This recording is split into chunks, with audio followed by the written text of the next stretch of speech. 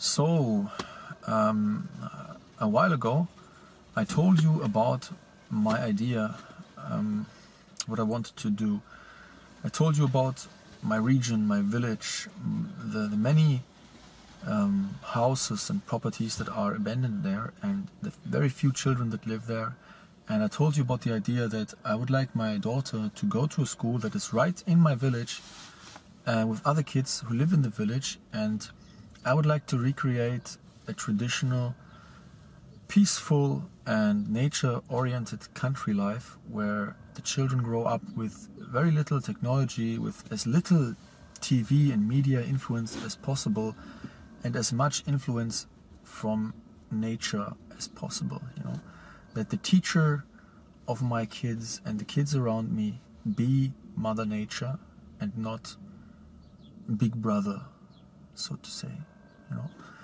And my idea was to, as stupid as it might sound, but was to collect some donations from interested people.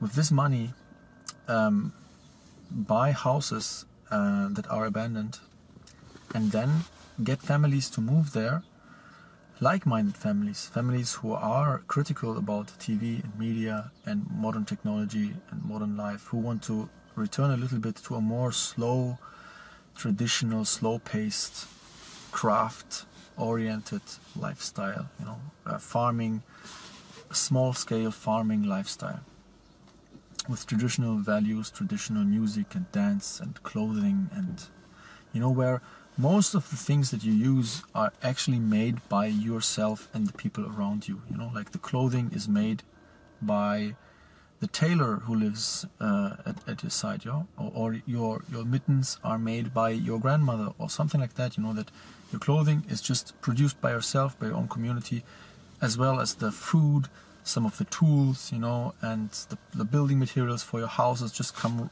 right from your local clay pit or whatever, you know, like to live as locally, as slow-paced and traditional crafted as possible. So that was the idea. And these like-minded people then move into these houses that I buy, and with other like-minded people who like to put their effort and their manpower into the project, they come over, they visit for a couple of weeks in the summer, and then we take inspiration from those Amish people who, in this video,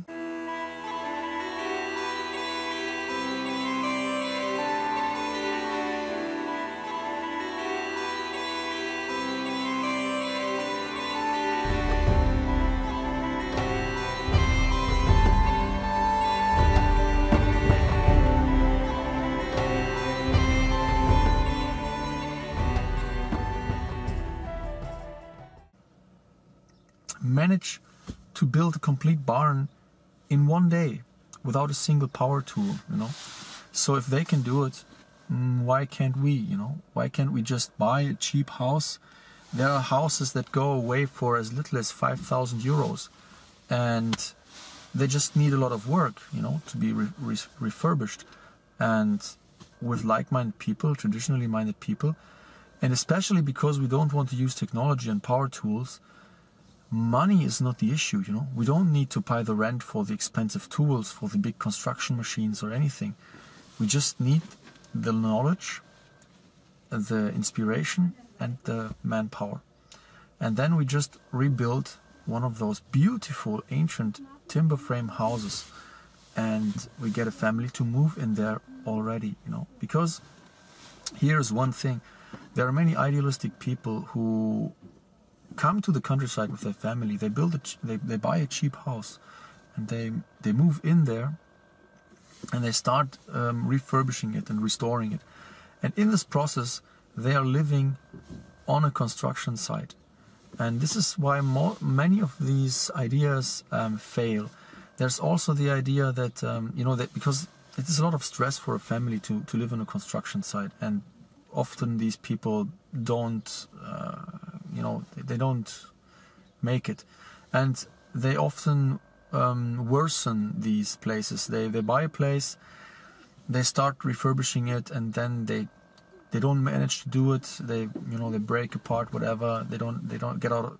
They get out of money, whatever, and then they leave it that way in a semi-finished state, and this often puts the house in the worst condition, and then it gets dilapidated even more quickly. So we want to avoid this by getting families to move here, but we firsthand gather the people and the manpower to actually finish the house before the people enter. And then the people with their rent, which can easily come from, you know, social benefits in the first time, you know, they just apply for the social aid, which they get, and they live there for the rent. And over time, the house is acquired by them, you know, and then they can stop paying rent, and then, you know, also in the process they will find work and they will establish themselves there, and they will not be dependent on the social aid for long. So the idea to use social aid in the beginning is just to incentivize people to come here and not look at the job situation, you know, but just come here, get a sufficient number of people to move here, and then the jobs will come by themselves, you know. So this is the whole overview of the thing that I wanted to do. And I told you that I already had a family who was interested in moving here, who had visited me for a week. Now they are back again for a week, because we also had a house already that was for sale that we could acquire. It was completely, you know, full of stuff. And I will tell you the story of this house briefly here. I think it used to be a smithy, and this house was abandoned, and it used to be in a perfect condition. And it was acquired by a person from Western Germany, a little bit of an eccentric guy, artist type of guy. He was a sculptor. He made wooden sculptures, and he was also a blacksmith, I think. But he was also an alcoholic, and I think he distilled his own schnapps, you know, his own booze. And long story short, he bought also another barn that is right beside the pig place, you know, where I have the pigs now. And this guy, like, he's an alcoholic like many other people in the region and in this particular village where I live, and he died from alcohol a couple of years ago. His relatives were not interested in taking the heirloom, so to say. They didn't want to have anything to do with it. So the properties were acquired by a lawyer's office, and they are now, you know, managing it, and they try to sell it for a long time now and were not successful. Now I applied for buying it, and yesterday we had actually an appointment at the lawyer's office, and there was one other person interested. And it turned out the following, you know, the father of this family who was interested was with me, and the following result came out.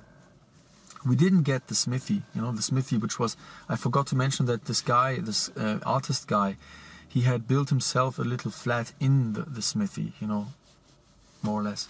So, and this flat we wanted to expand, you know, and restore for as a living condition for a family. So what it turned out yesterday, it was like a round, like a little auction, you know, a semi-auction that this lawyer had organized, where people could then give their how do you say, Gebot, you know. And it turned out that this other person was interested. He was interested in both the properties, also the barn that is right beside the pig place, and also this little house there, which is actually a nice property. You know, it's not only the smithy. There's also a barn in the back, and there are huge oak trees on the property. So it was actually a nice place, and it has properties adjacent to it, which are also more or less for sale, which you can acquire, and there's quite a bit of land and farmland attached, you know, that could be bought as well.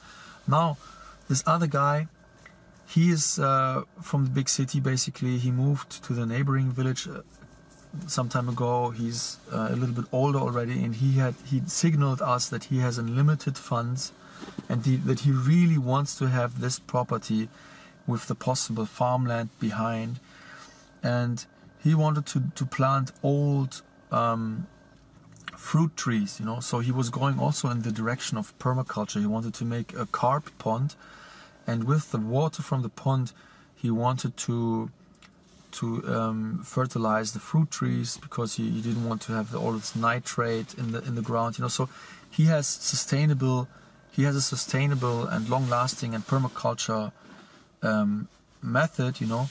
But he's not really a family, you know. He's like an old person, older semester, with his wife, and maybe his kids want to move there, who also have one child, you know. So but it's not really a family that's moving there. It's more like a guy who lives in the neighboring village, and he needs, for his agriculture, he needs some space, you know, and some buildings, some farm buildings.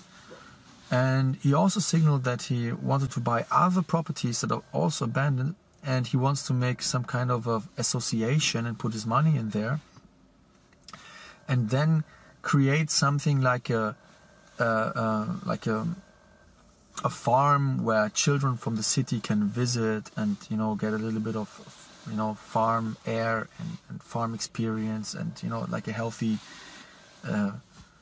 vacation, something like that, you know, for sick city children, you know. So it's a little bit more like a therapeutical thing, which I actually wanted to avoid. So, you know, I can understand the approach, the idea to do something good for these bad city kids that are sick, and you know, from all the media and all the hassle in the city, all the hectic and all the unhealthy food, and you know what I mean.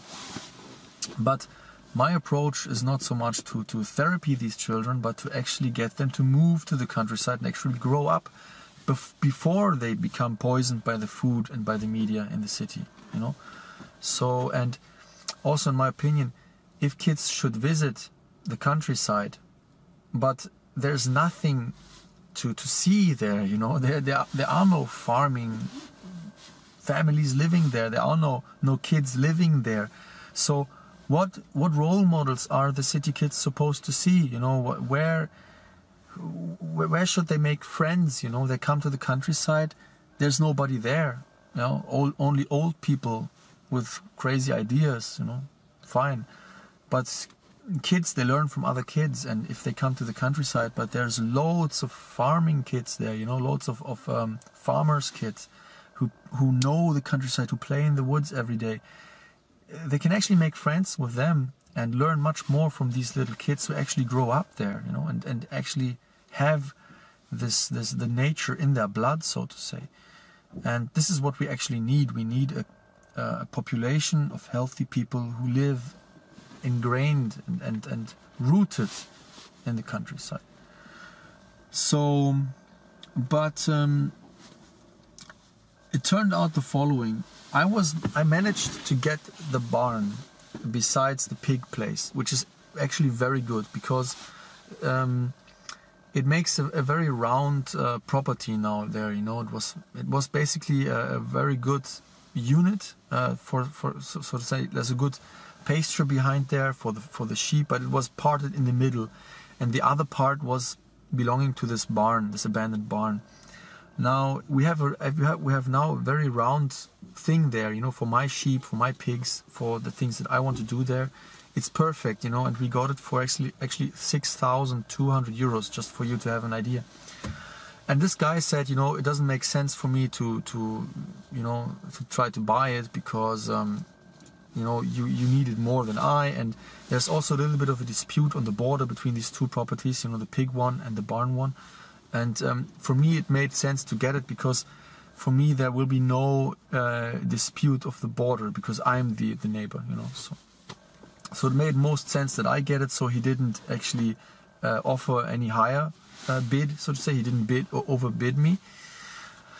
But then for the other house that used to be the smithy, where the family wanted to move in, he said that he definitely wants to have it, and he tried to buy it before, but then, you know, he changed his mind, but now he changed his mind again, and he wants to buy it now again.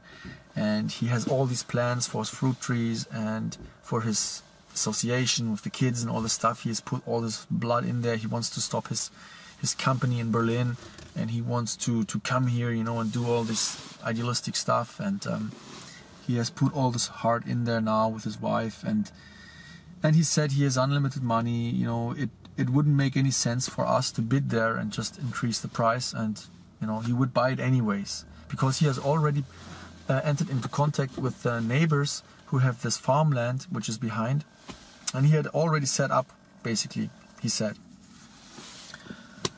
Long story short, he got this house for 6,000 euros, just for you to have an idea again. And yeah, that was the outcome. We didn't make an enemy by overbidding him and you know, putting the price. So we abstained from bidding at all, because, you know, why drive up the price, you know, and then, you know, have a bad neighbor, so to say, who's grumpy with us, you know. We just let him have it for 6,000 euros, and we will look out for all these other properties that are still available. Now, this one was the most immediate one because it was for sale. We had the contact with the seller. It was obvious that it's going to be very cheap.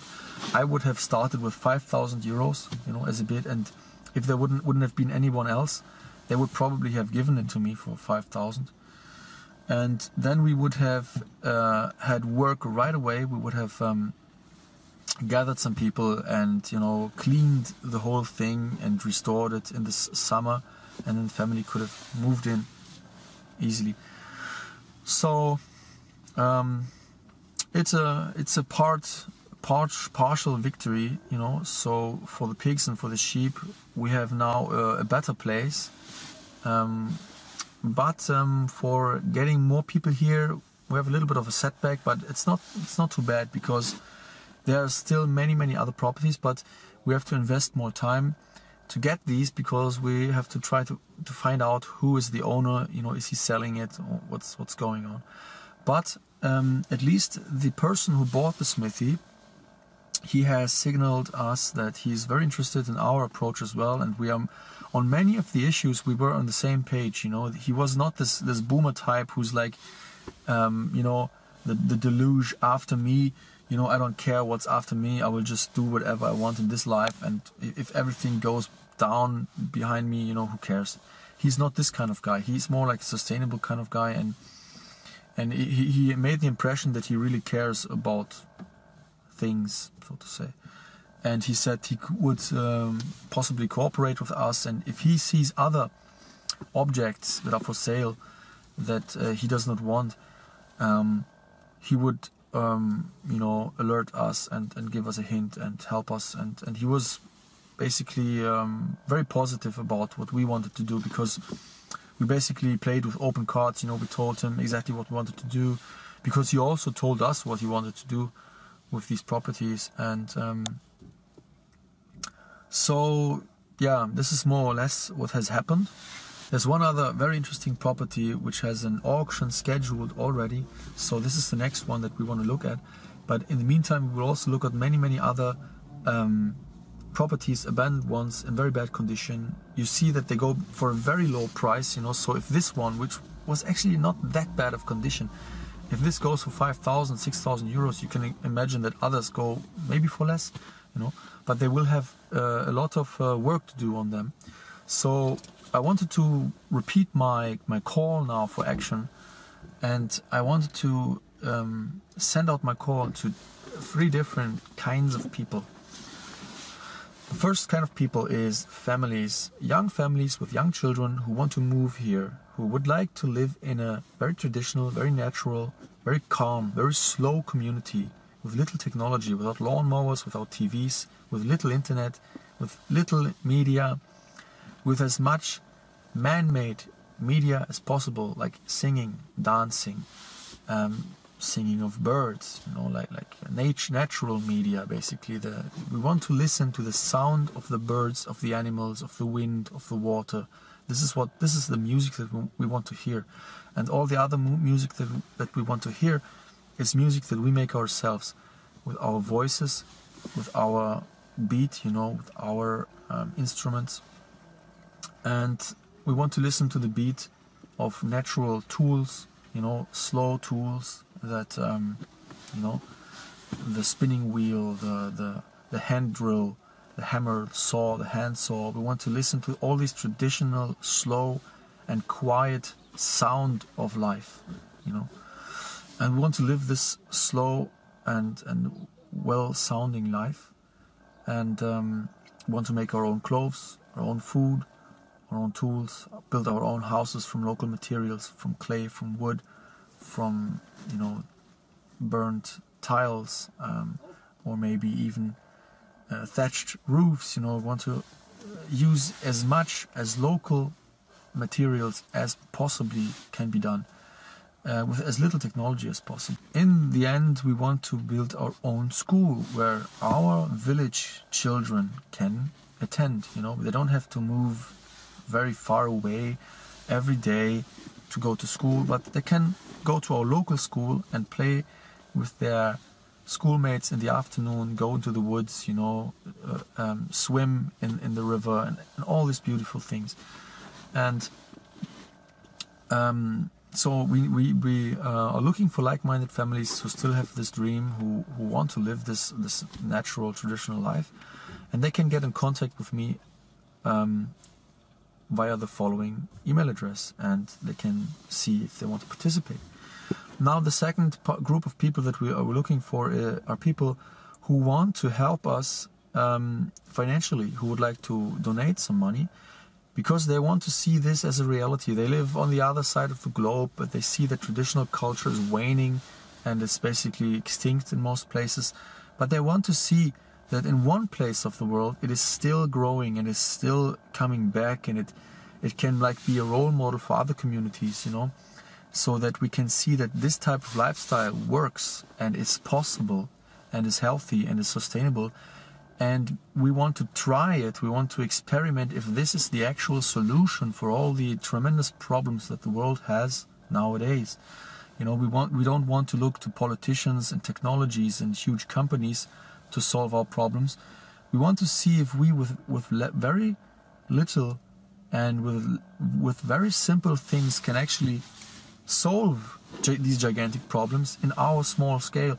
And if we want to show if we can do it, maybe other people can do it as well. Other communities, other villages maybe can do it as well. And this is the huge adventure, the huge experiment that lies ahead of us, you know. And we might, obviously we might fail, you know. Maybe it doesn't work. Maybe you cannot get these people together. Maybe they will move back to the city at one point because they don't want to live like this anymore. You know, maybe it fails, but this is what real science is all about, you know. Real acquisition of knowledge is based on trial and error, and we rather try than dream, you know. We want to try it, and everybody who wants to see this grow and happen and wants this to be a reality in this world, but he himself has not the possibility to move here or to help with his hands, he can send us some funds, you know, maybe 10 euros a month, 5 euros a month. And if enough people join, yeah, we will be more independent financially, you know. We can acquire farmland, houses, and, you know, build a school, you know, build like a community center or something like that, a town hall, so to say, where we meet and have our dancing evenings and singing evenings, and where we have like once or twice a week we read like fairy tales for the children, you know, like a little fairy tale hour, or we do weaving, basket making there. We do courses, not just courses, but just evenings of crafts, you know. We do like certain handicraft evenings where we all together learn how to spin wool, you know, how to process this, how to do that, how to, you know, we can exchange so much information and skills there. So anybody who wants to help this be realized in the world and act as a model for others, they can support us financially. Now, the third group I wanted to speak to are the ones who can't move here with their families, or maybe they don't have a family yet, you know, and they don't have much money because they don't have an income or anything. They're very short on their funds, but they have skills. They are craftsmen. They have time. They have a good overall handcraft skill. Maybe they're not trained carpenters, but they are strong, and they just want to get their hands dirty, you know. And these people, it would be actually nice if there are actually some very trained craftsmen, carpenters, you know, bricklayers, who want to help us reform, restore, refurbish these houses. And they can come from all over the world, and we will try to host them.